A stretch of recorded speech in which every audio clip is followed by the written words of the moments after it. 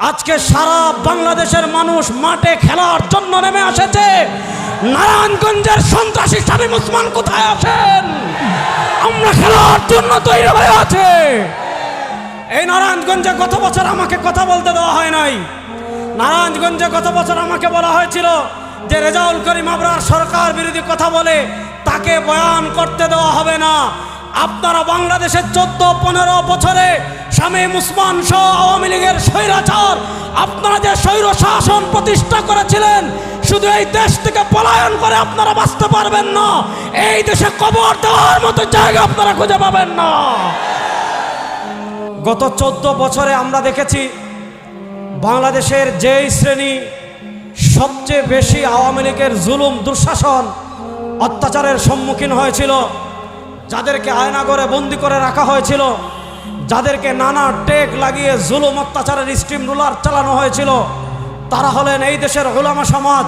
তারা গ্রেফতারকে উপেক্ষা করে, তারা আওয়ামী লীগের দুঃশাসনকে উপেক্ষা করে, তারা আওয়ামী লীগের জুলুমকে উপেক্ষা করে মসজিদের মিম্বরে স্বৈরাচারের বিরুদ্ধে কথা বলেছেন, ওয়াজ মাহফিলে স্বৈরাচারের বিরুদ্ধে কথা বলেছেন, সেমিনারে স্বৈরাচারের বিরুদ্ধে কথা বলেছেন, খানকায় স্বৈরাচারের বিরুদ্ধে কথা বলেছেন, ময়দানে স্বৈরাচারের বিরুদ্ধে কথা বলেছেন।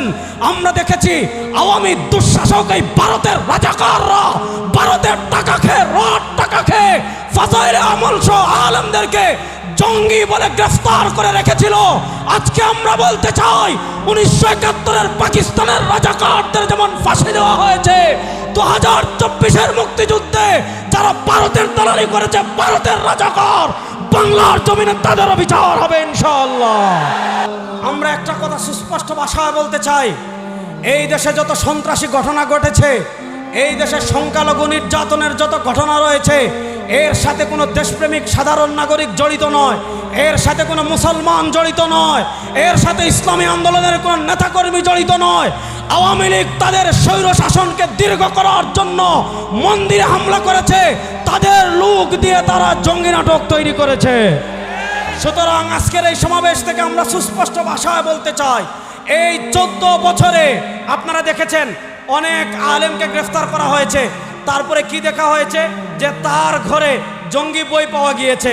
জঙ্গি বই কি আপনারা দেখেছেন? একজন আলেমকে ধরেছে, তার কাছে বুখারী শরীফের অনুবাদ ছিল, এটাকে তারা জঙ্গি বই বলেছে।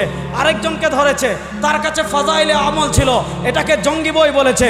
আমরা পরিষ্কার ভাষায় বলতে চাই, বাংলাদেশের দেশপ্রেমিক কোনো আলেম জঙ্গি নাটকের সাথে জড়িত নয়।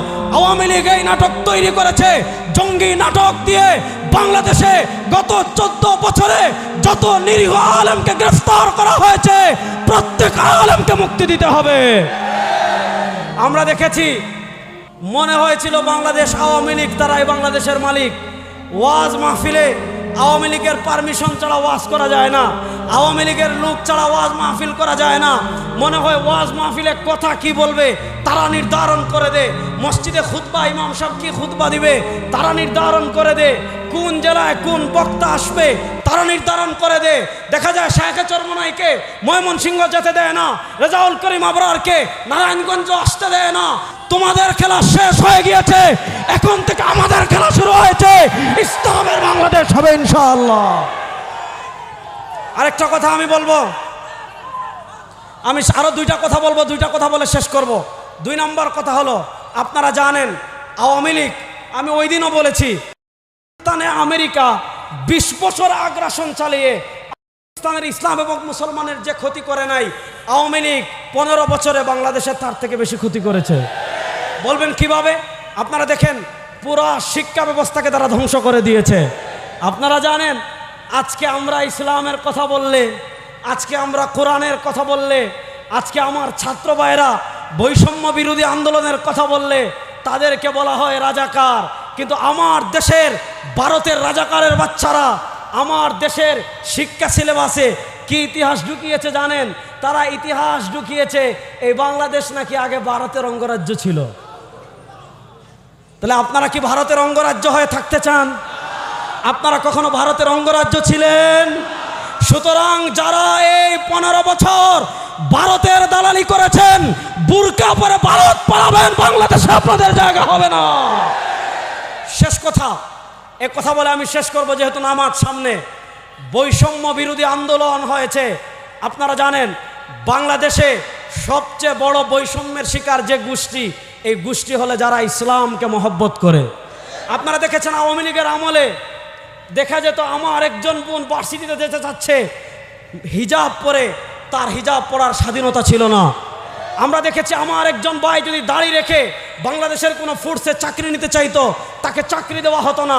আপনারা জানেন একজন পুলিশ সদস্য এক শাহবাগী কুলাঙ্গারকে শুধু এই কথা বলেছিল, টিপ পরেছেন কেন, তার চাকরি চলে গিয়েছিল।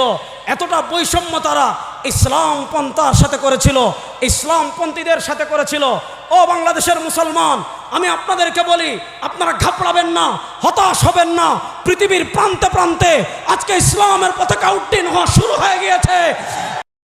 ইসলামের পতাকা উড্ডীন হয়ে গিয়েছে, তুরস্কে ইসলামের পতাকা উড্ডীন হচ্ছে, আফগানে এরপরে আপনি আফ্রিকা ইসলামের পতাকা উড্ডীন হচ্ছে। বাংলাদেশে ওই যে পতাকা উড়ে লা ইলাহা ইল্লাল্লাহ মুহাম্মাদুর রাসূলুল্লাহ, বাংলাদেশের সকল বৈষম্যকে দূর করার জন্য এই কালেমার পতাকাকে আমরা বিজয়ী করতে চাই কি চাই না? এই কালেমার পতাকাকে বিজয়ী করার জন্য, মেহনত করার জন্য আমরা প্রস্তুত আছি না নয়? সুতরাং এতদিন আমরা ঘাম জড়িয়েছি, এখন সময় এসেছে বাংলাদেশে সকল বৈষম্যকে দূর করে ইসলাম প্রতিষ্ঠা করার জন্য সংসদে, আদালতে, সব জায়গায় ইসলাম প্রতিষ্ঠা করার জন্য রক্ত দেওয়ার প্রয়োজন হলে আপনারা প্রস্তুত আছেন তো ইনশাআল্লাহ?